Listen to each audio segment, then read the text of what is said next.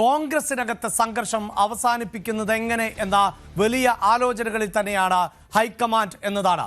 ദിവസങ്ങളായി നമ്മൾ news tense ആരംഭിക്കുമ്പോൾ തുടങ്ങുന്നത് മുഖ്യമന്ത്രിയെ എന്നറിയാം എന്ന സംശയവുമായിട്ടാണ്. എങ്കിൽ ഇന്നും അതേ രീതിയിൽ തന്നെയാണ് നമുക്ക് ന്യൂസ് ടെൻസ് ആരംഭിക്കേണ്ടി വരുന്നത്. ഒരു പക്ഷേ ഇന്ന് തീരുമാനമുണ്ടായേക്കാം എന്ന സൂചനകൾ തന്നെയാണ് ഇപ്പോൾ പുറത്തു വരുന്നത്. കാരണം ഇന്ന് കോൺഗ്രസിന്റെ യോഗം ചേരുന്നുണ്ട്. ഉച്ചയ്ക്ക് 1 മണിക്കാണ് നിയുക്ത MLA-മാർ ഉൾപ്പെടെ പങ്കെടുക്കുന്ന യോഗം. സാധാരണ നിലയിൽ മുഖ്യമന്ത്രിയുമായി ബന്ധപ്പെട്ട ചർച്ചകൾക്കും തീരുമാനങ്ങൾക്കും വേണ്ടിയാണ് അത്തരത്തിലൊരു യോഗം ചേരുന്നത് എന്നത് നമുക്കറിയാം. അതോടൊപ്പം തന്നെ മാരത്തൺ ചർച്ചകൾ, ആ ചർച്ചകൾ ഏതാണ്ട് പൂർത്തിയായിരിക്കുന്നു. ഇനി ഇതാ ഹൈക്കമാൻഡ് പ്രതിനിധികൾ, ദേശീയ നേതൃത്വത്തിൽ നിന്നുള്ളവർ കേരളത്തിലേക്ക് പുറപ്പെടുന്നു എന്നതാണ് ഏറ്റവും ഒടുവിൽ വരുന്ന വിവരം. അത് തീർച്ചയായും കേരളത്തിന്റെ മുഖ്യമന്ത്രി ആര് എന്നത് സംബന്ധിച്ച പ്രഖ്യാപനത്തിനോ അറിയിപ്പിനോ വേണ്ടിയാണ്.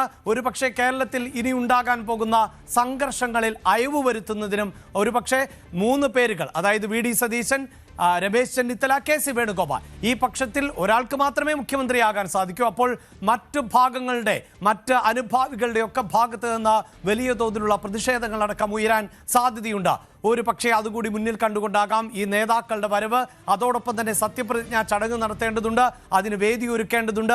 ആ ചടങ്ങിലേക്ക് മറ്റു മുഖ്യമന്ത്രിമാർ, പ്രത്യേകിച്ച് കർണാടകയുടെയും തെലങ്കാനയുടെയും മുഖ്യമന്ത്രിമാർ ഉൾപ്പെടെയുള്ളവരെ എത്തിക്കേണ്ടതുണ്ട്.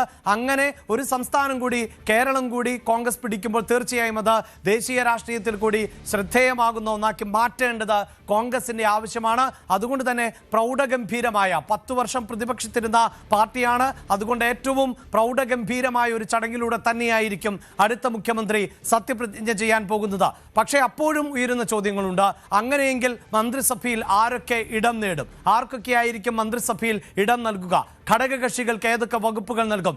എത്ര ഘടകകക്ഷി നേതാക്കൾ അല്ലെങ്കിൽ എത്ര മന്ത്രിമാർ ഈ മുഖ്യമന്ത്രിയോടൊപ്പം സത്യപ്രതിജ്ഞ ചെയ്യും? അങ്ങനെ നിർണായകമാകുന്ന ഒട്ടേറെ വിവരങ്ങളിൽ അന്തിമമായി തീരുമാനം എടുക്കേണ്ടതുണ്ട്. അതുമായി ബന്ധപ്പെട്ട ചർച്ചകളിലേക്ക് കടക്കേണ്ടതുണ്ട്. പക്ഷേ അതിനൊക്കെ മുമ്പ് ഒരു മുഖ്യമന്ത്രിയെ തീരുമാനിക്കേണ്ടതുണ്ട്. മുഖ്യമന്ത്രി ആരെ എന്ന് അറിയേണ്ടതുണ്ട്. നമുക്ക് ലഭിക്കുന്ന വിവരങ്ങൾ അനുസരിച്ച് മാരത്തൺ ചർച്ചകളെല്ലാം തന്നെ പൂർത്തിയായി കഴിഞ്ഞിട്ടുണ്ട്.